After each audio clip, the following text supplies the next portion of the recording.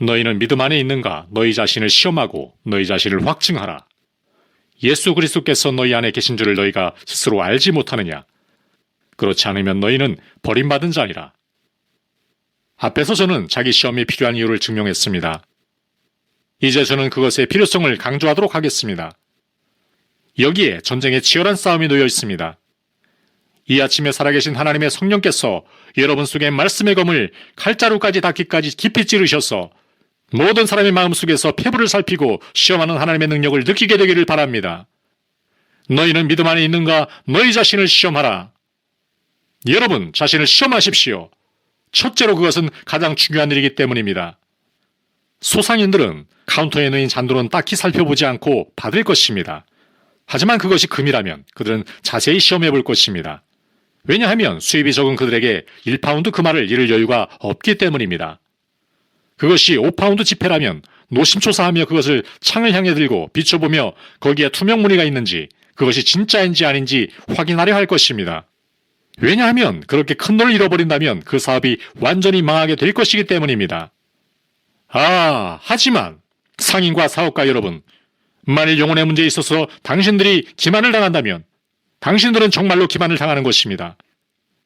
여러분의 재산 증서를 잘 살펴보시고 여러분의 보험 증서를 주의 깊게 살펴보십시오. 또 여러분의 모든 사업을 잘 살펴보십시오. 하지만 기억하십시오. 지금 우리가 다루고 있는 문제에 비할 때 당신이 지니고 있는 모든 금과 은은 아궁이의 찌꺼기에 불과합니다. 지금 우리가 다루고 있는 문제는 당신의 영혼, 당신 자신의 영혼, 결코 죽지 않는 당신의 영혼에 관한 것입니다. 이 문제를 가지고 당신은 무엇을 하려는 것입니까? 거대한 재난이 갑자기 닥칠 때 사람들은 좀처럼 주변 사람들을 신뢰하지 않습니다.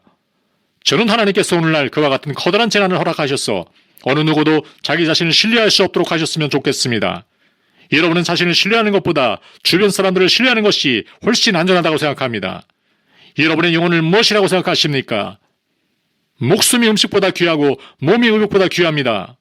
그렇지만 몸이 의욕보다 훨씬 중요한 것처럼 이 영혼은 몸보다 훨씬 더 중요하게 여겨져야 합니다. 여기에 제 옷이 있습니다. 그런데 만일 제 몸이 안전하다면 그 의복을 빼앗긴들 어떻단 말입니까? 몸에 관해서 말하자면 그것은 결국 나의 영혼을 감싸고 있는 누더기 옷에 불과하지 않습니까?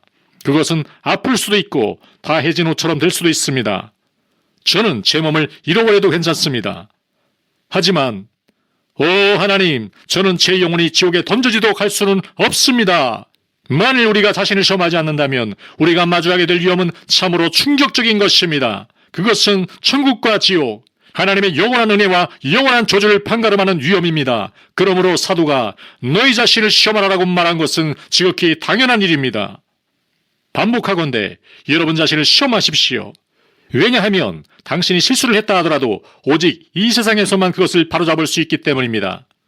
파산한 사람은 한 번 재산을 잃었더라도 또다시 모을 수 있습니다. 하지만 이 세상에서 영적으로 파산하게 되면 하늘나라에서는 그 재산을 다시 모을 기회는 없습니다. 위대한 장수는 전투에서 한 번 패하더라도 다른 전투에서 용기와 능력을 발휘함으로써 다시 승리하여 명예를 되찾을 수 있습니다. 하지만 이 생의 전투에서 패배한다면 더 이상 당신은 무장할 수 없을 것이고 영원히 패배 가운데 거하게 될 것입니다. 기회는 완전히 사라지고 그것을 다시 얻을 수 있는 소망은 없을 것이며 시도조차 하지 못할 것입니다. 반드시 기억하십시오. 지금이 아니면 결코 기회는 없습니다. 당신의 영혼의 영원한 상태는 오늘날의 상태에 달려 있습니다. 빈둥거리며 시간을 허비하십시오. 당신의 능력을 낭비하십시오. 성직자나 목사나 친구를 통해 하나님과 간접적으로 이어진 신앙으로 만족하십시오. 그러면 다음 세상에서 당신은 영원토록 그 잘못을 비통해야 하게 될 것이나 그것을 바로잡을 기회는 없을 것입니다. 영원한 운명이 결정되었다네.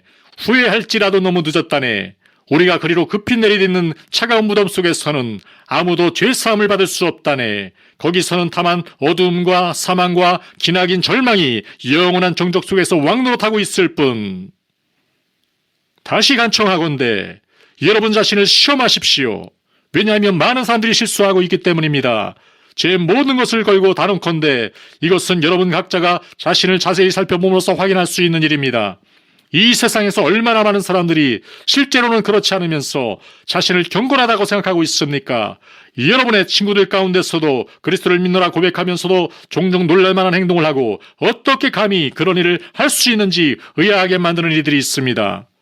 친구여, 만일 다른 사람들이 이렇게 잘못한다면 당신도 그럴 수 있지 않겠습니까? 어떤 이들이 이런저런 문제로 잘못에 빠진다면 당신도 똑같이 잘못을 범할 수 있지 않겠습니까? 당신은 그들보다 낫습니까? 아니요, 결코 낫지 않습니다. 당신도 잘못될 수 있습니다. 저기 바위가 보이는데 그 위에서 많은 영혼들이 멸망하고 있습니다. 그것은 근거 없는 추정이라는 바위인데 이 아침에 사이렌이 자신을 신뢰하세요 라고 노래를 부르며 여러분을 이 바위로 다가오도록 유혹하고 있습니다.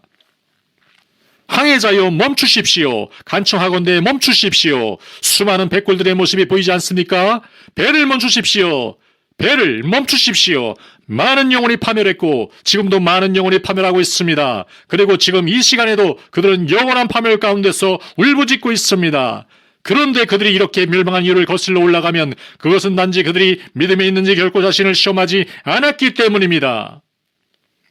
여기에 계신 한 분 한 분께 호소합니다. 당신이 오랜 세월 교회에 다녀오라고 제게 말하지 마십시오. 그것은 반가운 말이긴 합니다만 간청하건대 당신 자신을 시험하십시오. 어떤 사람이 30년 혹은 40년 동안 믿었다고 고백할지 모르지만 하나님이 믿음을 시험하시는 날이 올 것이며 그때에 결국 그의 신앙은 딱 부러져서 숲속의 썩은 가지로 판명될 것입니다. 당신이 집사라고 말하지 마십시오. 당신은 집사일지는 모르지만 이로써 스스로를 속이고 결국 저주를 받게 될지 모릅니다. 당신이 목사라고 제게 속삭이지 마십시오. 목회를 하고 있는 형제들이여. 우리는 목사의 예복을 벗고 지옥의 불길을 잇게 될지도 모릅니다. 우리 자신도 결코 이해하지 못할 것을 다른 사람들에게 전한 후 강단에서 물러나 우리가 속였던 영혼들의 영원한 울부짖음에 동참해야 할지도 모릅니다. 하나님께서 우리를 그런 운명에서 건지시기를 원합니다. 어느 누구도 팔짱을 끼고 나는 자신을 시험할 필요가 없다라고 말하지 마십시오. 왜냐하면 오늘 여기에는 혹은 다른 어느 곳에도 자신을 점검하고 시험해야 할 필요가 없는 사람은 없기 때문입니다. 당신 자신을 시험하십시오. 왜냐하면 하나님이 당신을 시험하실 것이기 때문입니다. 하나님의 손에 자와 저울이 놓여 있습니다. 당신의 신앙 고백에 따라서 하늘나라에 가게 되는 것이 아닙니다. 하나님은 당신을 저울에 달아보고 여러분 각 사람을 자로 재실 것입니다. 우리가 하나님의 거대한 저울 위에 설 때 저와 여러분에게 그것은 어떠한 순간이겠습니까? 만일 주 예수 그리스도에 대한 믿음이 없다면 그리고 우리가 그분의 의로우심으로 확실하게 옷 입고 있지 않다면 거기에 선다는 생각만으로 우리는 모두 부들부들 떨 것입니다. 저울에 섰을 때 우리는 다음과 같은 판결을 받게 될지도 모릅니다. 대결! 당신은 저울에 달려서 부족한 것으로 판명되었다. 하나님은 금과 은을 겉모습으로 판별하지 않으실 것입니다. 모든 그릇을 반드시 불로 연단하실 것입니다. 우리 각자는 반드시 가장 세밀한 시험과 조사를 거치게 될 것입니다. 사랑하는 여러분, 만일 우리 마음이 우리를 정죄한다면 하나님은 얼마나 더욱 우리를 정죄하시겠습니까? 만일 우리가 우리 자신을 시험하는 일이 두렵게 느껴진다면 하나님이 모든 것을 살피신다는 사실을 생각할 때 그것은 얼마나 떨리는 일이겠습니까? 여기 계신 어떤 분들은 바로 오늘 저와 같이 초라한 사람의 말을 듣고 정죄당하는 느낌을 받았을 것입니다. 만일 그렇다면 하나님께서 뇌성을 바라시며 한치의 오차도 없는 심판대 앞으로 당신과 당신의 친구들을 소환하셨을 때 당신이 정죄받는다면 그것은 얼마나 두렵고 떨리는 일이겠습니까? 하나님이 당신을 도우셔서 당신이 스스로를 시험하게 되기를 바랍니다. 자기를 시험해야 할 이유를 하나 더 말씀드리겠습니다.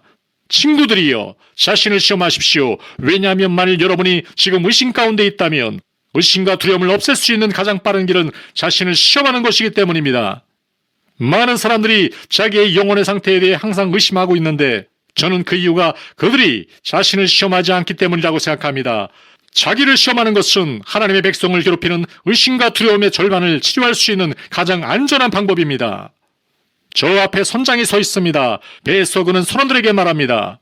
매우 조심스럽게 신중을 기해서 항해하십시오. 경계를 놓치지 마십시오. 솔직히 말하지만 저도 제가 어디에 있는지 알지 못합니다.